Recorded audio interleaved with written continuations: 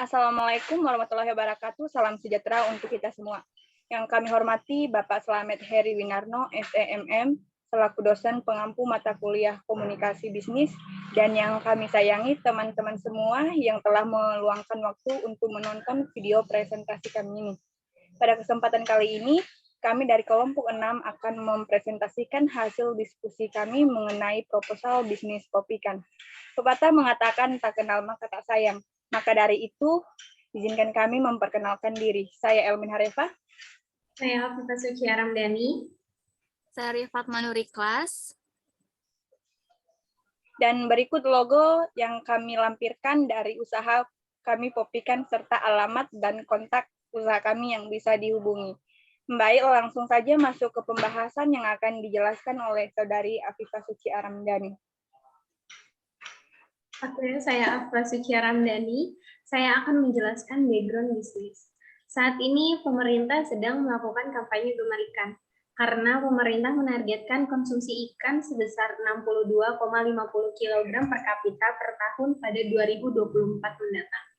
Maka dari itu kami mendirikan usaha Popikan yang bergerak di bidang makanan dengan berbahan dasar ikan yang diolah seperti ayam pokok, kemudian disajikan di atas nasi panas dengan berbagai macam saus dan topping.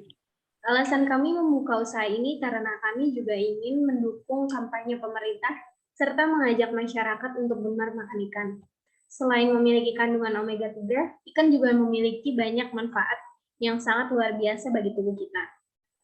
Contohnya seperti 1. Membantu pertumbuhan terutama otak dan tulang pada anak.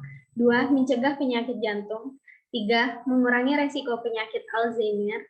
4. Mengurangi resiko depresi. 5. Melindungi mata dari penurunan fungsi karena penuaan. 6. Mencegah penyakit asma pada anak. 7. Menurunkan resiko diabetes tipe 1, serta manfaat yang lainnya. Tanpa kita sadari, ternyata dengan mengonsumsi satu suap ikan sudah memberikan banyak manfaat bagi tubuh kita.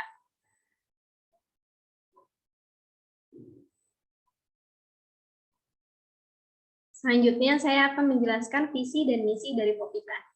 Visinya yaitu menjadikan usaha makanan berbahan dasar ikan terbesar di Indonesia yang memiliki cabang di seluruh Indonesia. 2. Misi dari Popikan yaitu 1. Mensukseskan program gemar makan ikan. 2. Meningkatkan konsumsi akan di kalangan masyarakat. 3. Memberikan pelayanan terbaik bagi konsumen dengan mengutamakan quality, service, dan value yang baik.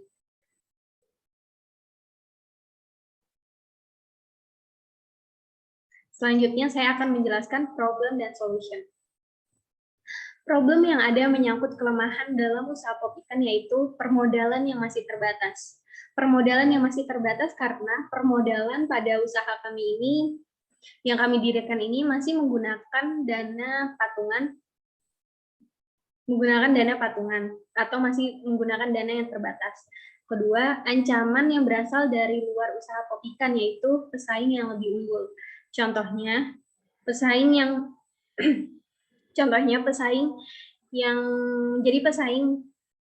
produk kami yaitu ikan hiu dan kanayam karena mereka sudah lama membuka usaha sebelum Popikan dan telah dikenal oleh banyak masyarakat.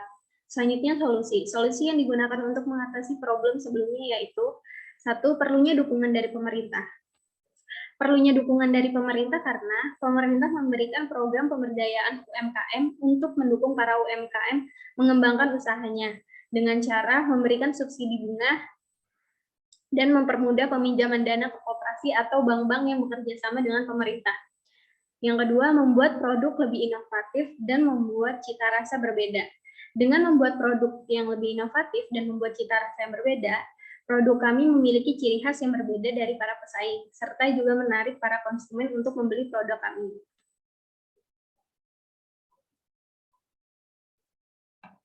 Selanjutnya, target market.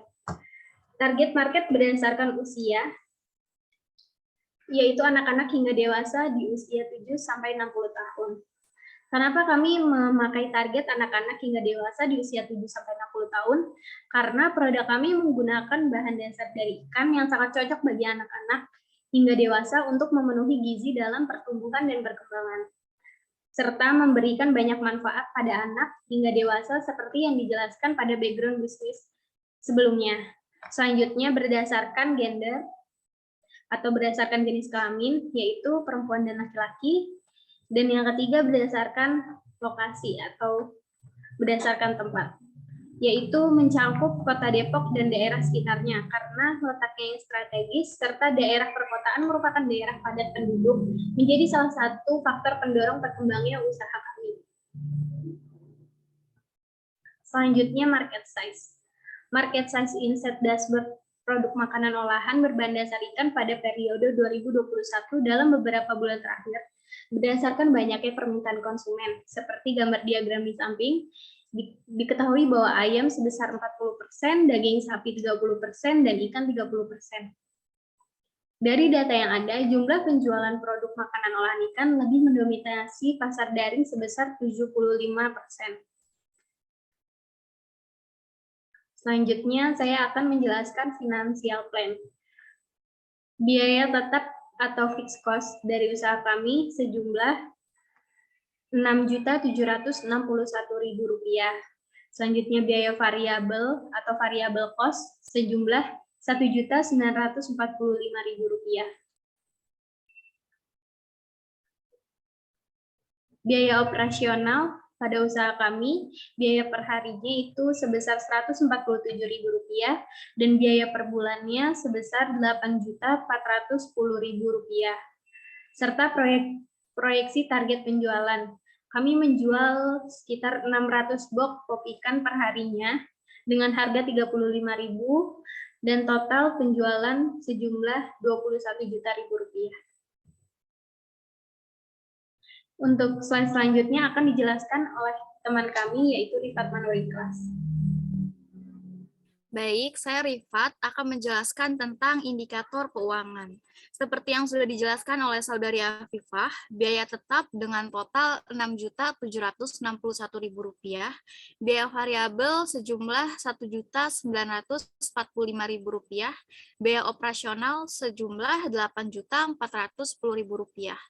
Maka modal awal yang dikeluarkan untuk memulai usaha pop ikan yaitu sebesar Rp17.116.000. Selanjutnya ada break even point.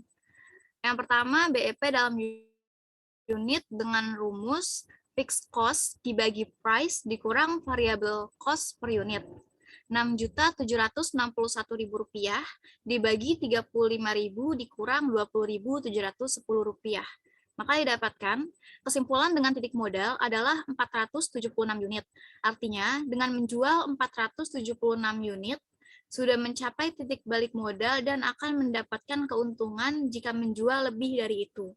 Yang kedua, BEP dalam rupiah dengan rumus fixed cost dibagi 1 dikurang variable cost dibagi price. Rp6.761.000 dibagi 1 dikurang Rp20.710 dibagi Rp35.000.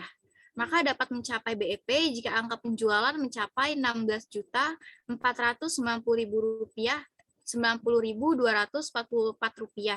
Jika sudah melewati angka tersebut, maka sudah balik modal dan mencapai keuntungan. Selanjutnya proyeksi laba rugi. Laba kotor dengan total Rp19.055.000 didapatkan dari total hasil penjualan Rp21 juta, biaya variabel Rp1.945.000, dan laba bersih dengan total Rp18.908.000 didapatkan dari laba kotor Rp19.055.000 dikurang biaya operasional Rp147.000. Lalu laba bersih per hari dengan total Rp18.908.000, sedangkan laba kotor per hari Rp19.055.000. Laba bersih per bulan dengan total Rp560.240.000, sedangkan laba kotor dengan total Rp571.650.000. Laba bersih per tahun dengan total Rp6.806.880.000, sedangkan laba kotor dengan total Rp6.859.800.000. Total laba bersih keseluruhan yaitu Rp7.393.028.000. Sedangkan laba kotor Rp7.450.505.005. Lalu ada net profit margin dengan rumus laba bersih dikurang pendapatan bersih. Jadi Rp18.908.000 dibagi 21 juta dan didapatkan 0,90 atau 90%. Berikut tabel cash flow arus kas Popikan pada bulan Januari sampai dengan Maret 2022. Dari tabel tersebut, dari saldo kas akhir tiap bulan, kami menyisihkan 25 juta untuk keperluan modal sebelum dibagi rata untuk keuntungan bersama. Sedangkan pada periode Januari, saldo penambah modal sebesar Rp542.340.000. Pembagian keuntungan Rp534.340.000. Keuntungan yang diterima per orang Rp133.585.000. Periode pada bulan Februari, saldo penambah modal sebesar Rp539.340.000. Pembagian keuntungan sebesar Rp534.340.000. Keuntungan yang diterima per orang sebesar Rp133.585.000. Pada periode bulan Maret, saldo penambah modal sebesar Rp542.940.000. Pembagian keuntungan sebesar Rp532.940.000. Keuntungan yang diterima per orang sebesar Rp133.235.000. Lalu laporan neraca. Dalam laporan neraca, aktiva yang dipunya oleh Popikan yaitu sebesar Rp17.116.000 didapatkan dari aktiva tetap sebesar Rp6.761.000 ditambah aktiva lancar sebesar Rp10.355.000 dan pasiva dengan total Rp17.116.000 didapatkan dari kewajiban Rp7 juta ditambah modal Rp10.116.000. Lalu rasio yang pertama ada debt to equity ratio dengan rumus total utang dibagi modal dikali 100%. Rp7 juta dibagi Rp10.116.000 dikali 100% didapatkan 0,69 kali atau 69%.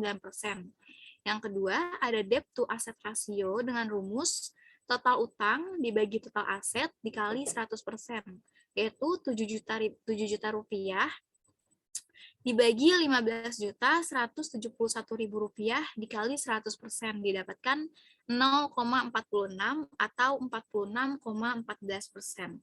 Yang ketiga, ada debt service coverage ratio dengan rumus EBITDA dibagi debt service dikali 100%, yaitu Rp18.908.000 dibagi Rp7.420.000 dikali 100% dan didapatkan 2,548. Popikan, selanjutnya ada value proposition. Popikan memiliki citra produk yaitu produk makanan yang berkualitas, bergizi tinggi, inovatif, dan kreatif, dengan berbagai pilihan saus dan topping.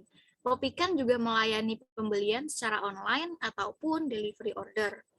Lalu fitur yang dipunya Popikan memiliki gerai yang terletak di kota-kota besar dan tersedia di beberapa aplikasi e-commerce agar konsumen mudah untuk mendapatkan produk kami. Benefit, cocok menjadi hidangan utama saat perut lapar dan menjadi hidangan alternatif yang bergizi tinggi. Popikan juga menjadi pilihan alternatif dan karena memiliki menu yang unik. Selanjutnya ada revenue stream. Yang pertama, penjualan secara online, yaitu penjualan melalui platform seperti GoFood, Shopee Food, dan GrabFood. Lalu yang kedua ada penjualan secara langsung, yaitu kita memproduksikan produk baik online maupun offline untuk mempengaruhi tindakan calon pembeli untuk membeli produk pop ikan. Yang ketiga ada penjualan melalui gerai fisik, yaitu penjualan melalui tempat atau toko pop ikan yang berada di wilayah Depok. Yang ada go-to-market strategi. Pop ikan menggunakan sosial media sebagai market strategi dengan cara melakukan promosi melalui postingan sosial media. Yang kedua ada mouth to mouth dengan cara promosi yang terjadi secara alami, yaitu pembeli memberikan rekomendasi kepada calon pembeli. Selanjutnya akan dijelaskan oleh Saudara Elmin. Baik, saya Elmin Harefa akan menjelaskan kompetitor. Kompetitor pop ikan yaitu Ngikanyuk dan Kanayam. Ngikanyuk memiliki banyak cabang di berbagai kota termasuk di Bali. Memiliki keunikan tidak hanya ikan crispy saja, tetapi nasinya dibuat menjadi nasi liwet dan memiliki beraneka ragam sambal. Namanya juga sudah terkenal di mana-mana karena pemiliknya adalah seorang influencer. Kanayam. Sama halnya dengan Ngikanyuk, Kanayam juga memiliki cabang di berbagai kota. Kanayam memiliki keunikan berupa jenis makanan yang dijual karena tidak hanya olahan ikan saja, tetapi juga olahan ayam, serta memiliki 3 varian sambal dengan cita rasa Indonesia.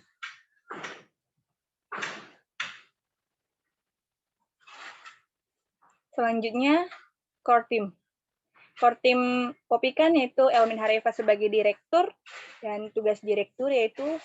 Membuat dan melaksanakan visi misi perusahaan, 2. Melakukan evaluasi pekerjaan manajemen lainnya dalam ruang lingkup usaha, 3. Memimpin perkembangan strategi jangka pendek dan jangka panjang perusahaan. Dan selanjutnya Afifah Suciaramdani sebagai administrasi keuangan. Tugas administrasi keuangan yaitu 1. Melaksanakan visi dan misi perusahaan, 2.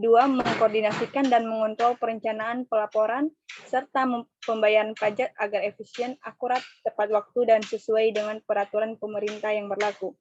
3. Merencanakan, mengontrol, dan mengkoordinasikan penyusunan anggaran perusahaan.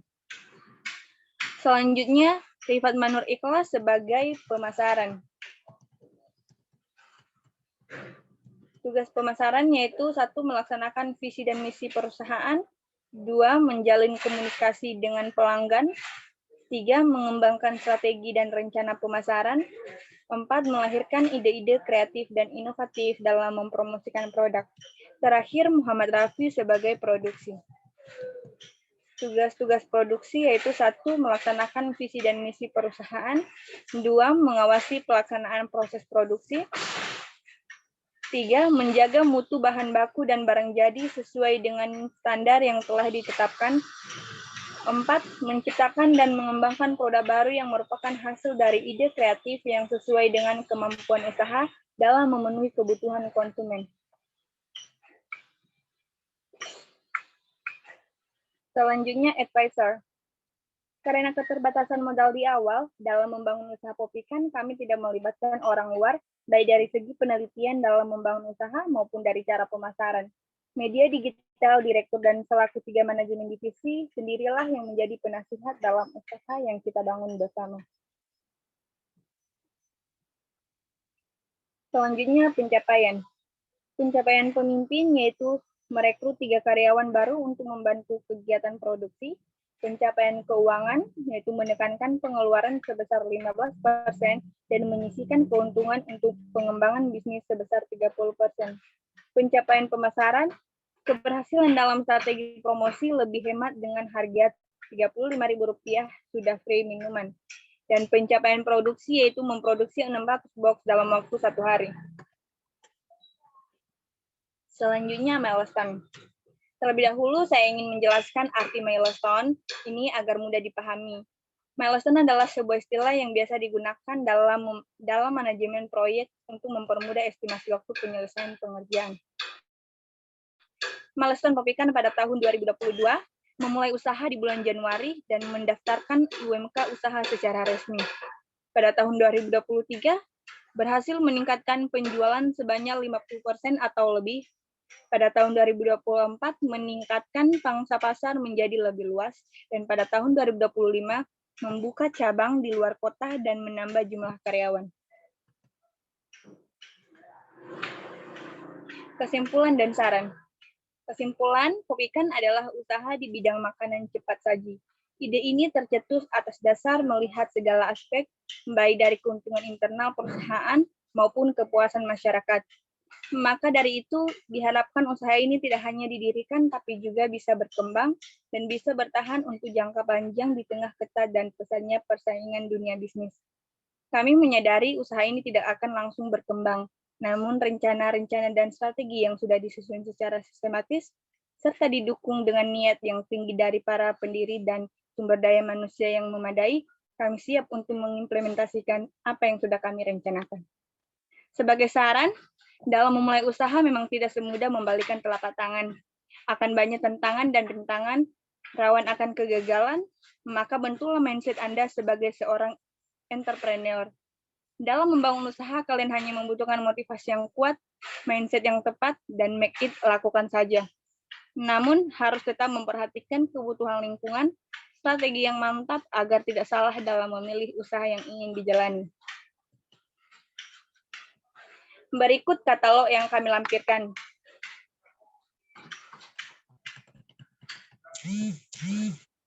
Baik, sekian dari presentasi kami. Jika ada kekurangan, mohon dimaafkan. Terima kasih atas perhatiannya.